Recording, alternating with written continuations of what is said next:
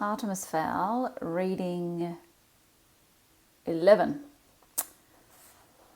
Holly slumped, momentarily defeated by this latest development. She had talked, revealed sacred secrets. Even if she did manage to escape, she would be banished to some freezing tunnel under the Arctic Circle. "This isn't over, Fowl," she said at last. "We have powers you can't possibly know about. It would take days to describe them all." The infuriating boy laughed again. "How long do you think you've been here?" Holly groaned. She knew what was coming. "A few hours?" Artemis shook his head. 3 days, he lied. "We've had you on a drip for over 60 hours until you told us everything we needed to know." Even as the words came out, Artemis felt guilty. These mind games were having an obvious effect on Holly, destroying her from the inside out. Was there really a need for this? 3 days? You could have killed me! What kind of... And it was that speechless quality that sent the doubt shooting through Artemis's brain. The fairy thought him so evil, she couldn't even find words. Holly pulled herself together. "Well then, Master Fowl," she spat, heavy on the contempt, "if you know so much about us, then you know what happens when they locate me." Artemis nodded absently. "Oh, yes, I know. In fact, I'm counting on it." It was Holly's turn to grin. "Oh, really? Tell me, boy, have you ever met a troll?" For the first time, the human's confidence dropped a notch. "No, never a troll." Holly showed more teeth. "You will, Fowl. You will, and I hope I'm there to see it." The LEP had established a surface ops headquarters at E1 Tara. "Well," said Root, slapping a paramedic gremlin who was applying a burn cream to his forehead, "I'll leave it. The magic will sort me out soon enough." "Well, what?" replied Foley. "Don't give me any of your lip today, Foley, because today is not one of those good, oh, I'm so impressed with the pony's technology days. Tell me what you found on the human." Foley scowled, securing his foil hat on his head. He slipped the top on a wafer-thin laptop. I hacked into Interpol. Not too difficult, I can tell you. They might as well have put out a welcome mat." Root drummed his fingers on the conference table. "Get on with it." "Right, Fowl, 10 gigabyte file. In paper terms, that's half a library." The commander whistled. "That's one busy human." "Family," corrected Foley.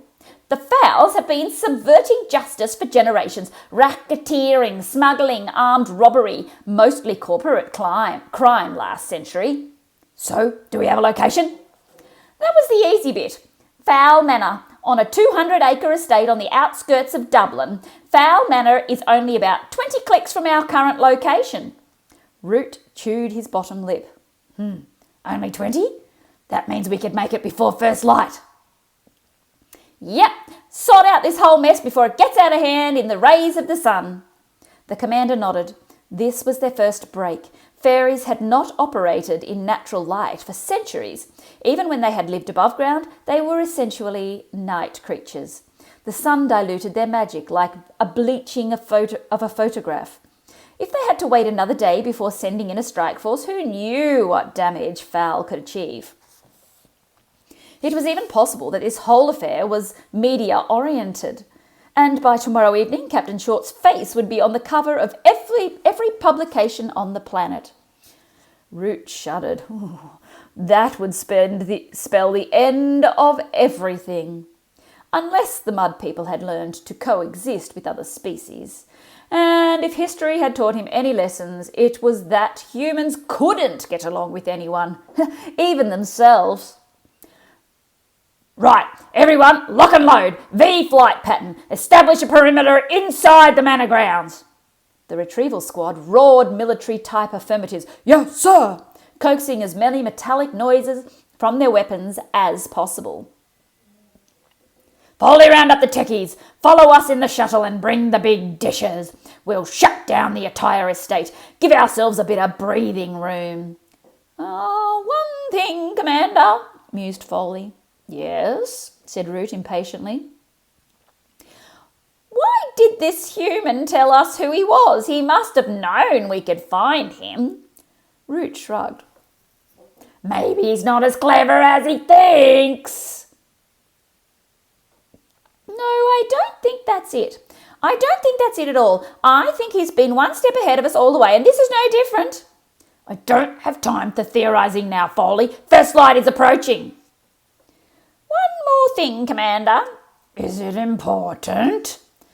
Yes, I think it is. Well, Foley tapped a key on his laptop, scrolling through Artemis's vital statistics. This criminal mastermind, the one behind this elaborate scheme... Yes, what about him? Foley looked up, an almost admiring look in his golden eyes. Well, he's only 12 years old, and that's pretty young, even for a human. Root snorted, jacking a new battery into his tri-barreled blaster. Too much damn TV. Thinks he's Sherlock Holmes.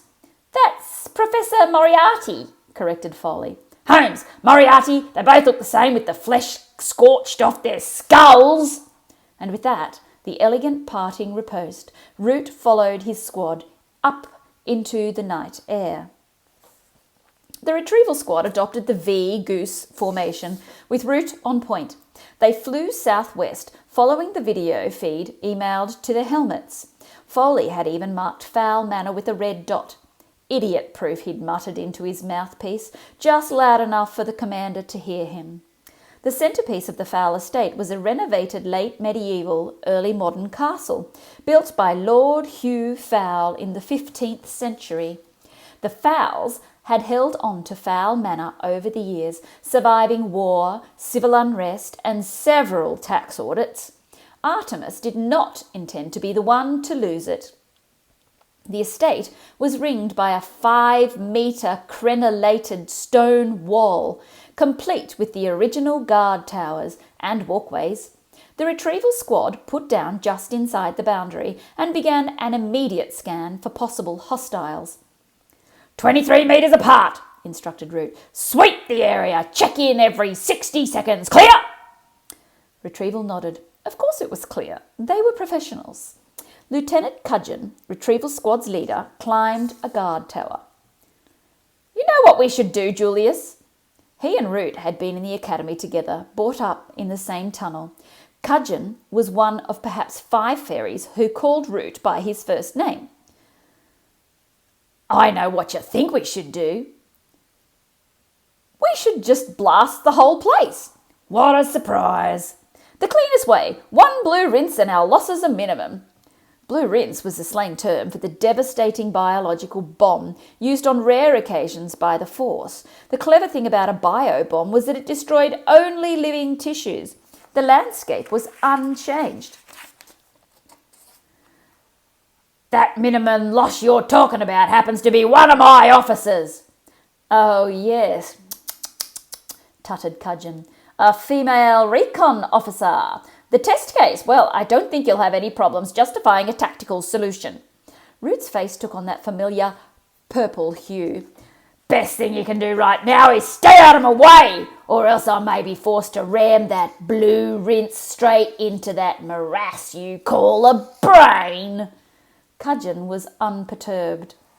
Insulting me doesn't change the facts, Julius. You know what the book says. We cannot, under any circumstances, allow the lower elements to be compromised.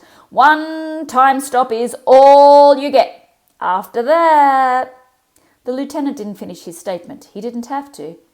I know what the book says, snapped Root. I just wish you weren't so gung-ho about it. If I didn't know you better, I'd say there was some human blood in you. There's no call for that, pouted Cudgeon.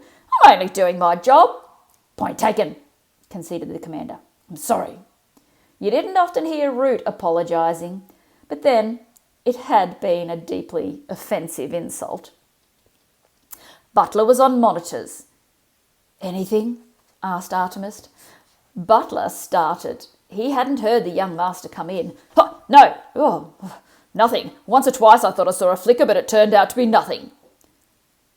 "Nothing is nothing," commented Artemis cryptically. "Use the new camera." Butler nodded. Only last month, Master Fowl had purchased a cine camera over the internet, 2,000 frames a second, recently developed by Industrial Light and Magic for specialised nature shoots, hummingbird wings and such. It processed images faster than the human eye could. Artemis had had it installed behind a cherub over the main entrance. Butler activated the joypad.